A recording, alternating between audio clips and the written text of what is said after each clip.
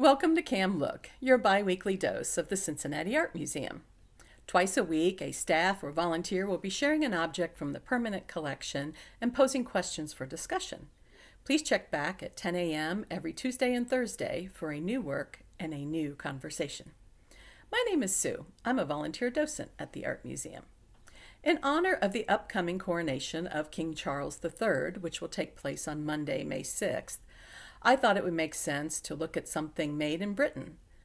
So today I'd like to introduce you to this figure made of porcelain called the Figure of Britannia. As I said, it's made of porcelain and was created by the Vauxhall Porcelain Factory in 1759, which makes this piece almost 265 years old. Britannia, this female figure, was named by the Romans and is the personification of the country of Great Britain. She is wearing a rose and white colored gown scattered with flower heads. Here she is seated on a rock. Her right hand holds a shield painted with the Union Jack, and her left hand holds a medallion of someone who is likely King George II, who was King of England when this figure was made.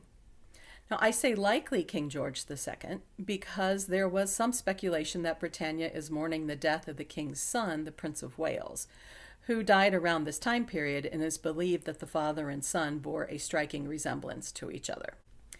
War trophies such as a helmet, the butt of a gun, the rose-colored standard, and a coat of chainmail lie under the shield, while Britannia's left foot rests on a globe. Her right elbow rests on the head of a lion. Together, these symbols represent England's presence as a world leader. The scrollwork at the bottom of the pedestal contains a painted scene featuring figures from China. So why were British ceramics so popular and prolific? Well, during the 18th century, Britain had the right mix of resources and talent to support the production output of several potteries during this time. These potteries were privately run, which is another way of saying that they were not influenced by the crown or the church, and could therefore create items to satisfy the taste of the growing middle class, simply creating objects for people to enjoy. You might notice that most of the decoration of this figure is front-facing. That makes sense, given that this figure would be displayed on a mantle, a shelf, or a bookcase. It would not need to have a 360-degree view. British portraiture was also very popular during this time, and we see a bit of that here in the fact that we have a portrait of a person we assume to be King George II. So what about you? Do you have any figures in your home that represent a special time in your life? Maybe they are a souvenir from your travels.